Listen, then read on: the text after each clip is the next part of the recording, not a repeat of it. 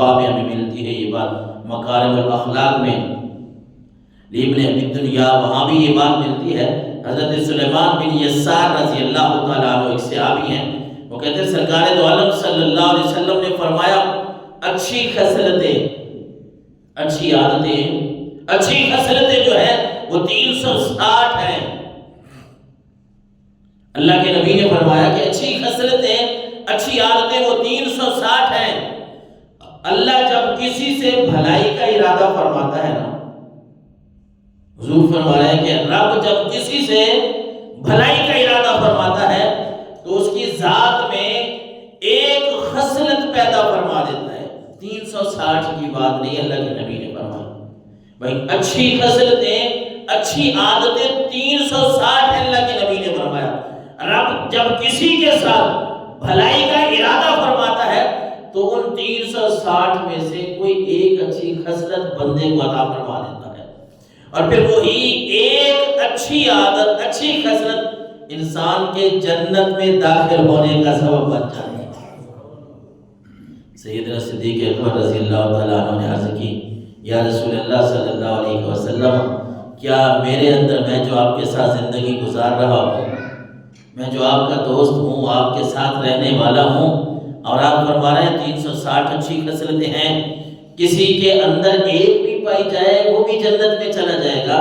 اللہ کے نبی میرے اندر بھی ان 360 اچھی عادات اور خصلتوں میں سے کوئی بات پائی جاتی ہے؟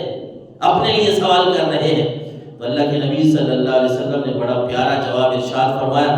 آپ نے فرمایا ابو بکر، تمہیں تو اللہ نے یہ شان عطا فرمائی ہے کہ وہ 360 ساری کی ساری خصلتیں اللہ نے آپ کے اندر رکھ دی ہیں۔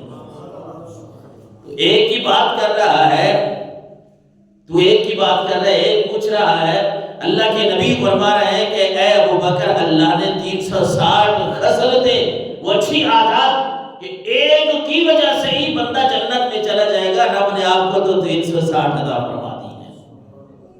اور آپ کی سادگی ہے، خلیفہ بنے، خلیفہ جس کو ہم بادشاہ آج کل کہیں، لیکن آپ کی سادگی دیکھیں کہ ہیں خلیفہ۔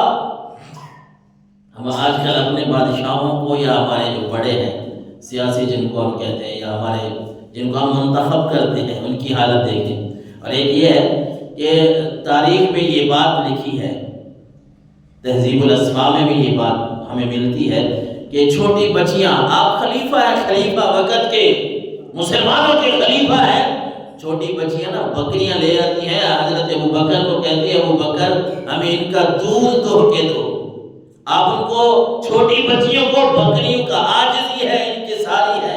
کسی بچی نے کہہ بھی دیا تھا کہ ابو بکر اب تو آپ خلیفہ بن گئے ہیں نا، ہم آپ سے بکریوں کا دودھ دہوا لیتے تھے، اب تو آپ خلیفہ بن گئے ہیں، اب تو آپ یہ کام نہیں کریں گے۔ آپ نے فرمایا نہیں بیٹا، میں خلیفہ ہوں لیکن تمہاری خدمت کے لیے ہوں، تمہیں جب بھی ضرورت ہوگی ابو بکر کو تم بلاؤ گی، ابو بکر تمہاری بکری کا بھی دودھ دو کے دے گا۔ اللہ اکبر۔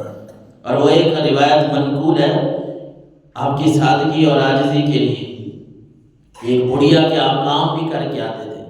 حضرت سیدنا عمر فاروق رضی اللہ تعالیٰ عنہ نے دیکھا کہ آپ نا بلال ناغہ، ایک وقت آپ نے مقرر کیا ہوا ہے کہ آپ بہر چلے جاتے ہیں اور وہاں واپس آتے ہیں کچھ دیر کے لیے۔ وہ فلاں محلے میں، جس طرح ہمیں پتہ ہوتا ہے فلاں جگہ پہ فلاں کا گھر ہے، وہاں ایک بڑھیا رہتی ہے جو نابینا ہے، اس کے پاس کچھ جو چھوٹے بچے ہیں۔ تو حضرت عمر فاروق نے جب دیکھا کہ آپ پتہ نہیں کیوں ادھر جاتے ہیں واپس آتے ہیں، روزانہ کی یہ روٹین ہے، تو حضرت سیدنا عمر فاروق نے جب یہ دیکھا تو جا کے پتہ کیا، اس مائی سے پوچھا کہ اماں جی یہ کون آتے ہیں آپ کا کام کرنے کے لیے؟ انہوں نے کہا بیٹا پتہ نہیں کون ہے، بس یہ شیخ جو آتے ہیں نا، یہ بس آتے ہیں جو محترم، وہ ایسے اچھے ہیں کہ میرے گھر کی صفائی بھی کر جاتے ہیں، میرے بچوں کے لیے دودھ کا انتظام بھی کر کے چلے جاتے ہیں۔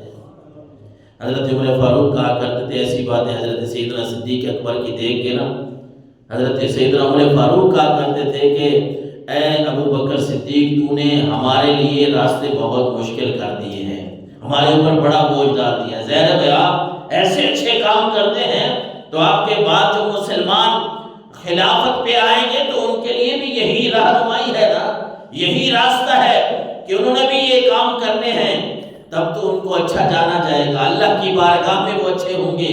تو کسی نے کہا نا کہ ضعیفی میں یہ قوت ہے، ضعیفوں کو قوی کر دے۔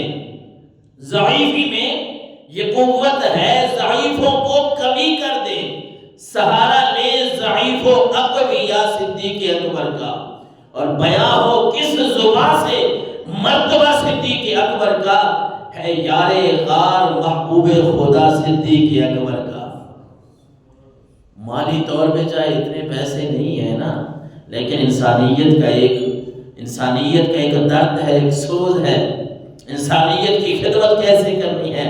اور آج لوگ باتیں کرتے ہیں اور ہمارے درمیان ہمارے بچوں کو، نوجوانوں کو یہ ورگلاتے ہیں کہ حضرت سیدنا صدیق اکبر اور اہل بیت اطہار، نعوذ باللہ، پنجتن پاکی میں ہم جنہیں ہم کہیں اہل بیت اطہار، امام علی مقام، امام حسن حسین، حضرت سیدتنا فاطمہ اور حضرت سیدنا علی المرتضیٰ رضی اللہ تعالی عنہم، اور یہ حضرت ابوبکر صدیق جو ہے یہ تو ان کے ساتھ نعوذ باللہ اچھا سلوک نہیں کرتے تھے۔ ایسی باتیں سنا کے نا ہمارے بچوں کو ورگلاتے ہیں۔ وہ تاریخ کی کچھ ایسی کتابیں ہیں جن میں کچھ ایسی بات کوئی لکھی بھی گئی ہے، لیکن وہ بات میں کر رہا ہوں تاریخ کی۔ ہمارے نزدیک سب سے پہلے جو ہے وہ رب کا قرآن دلیل ہے، اس کے بعد مصطفیٰ کا فرمان دلیل ہے۔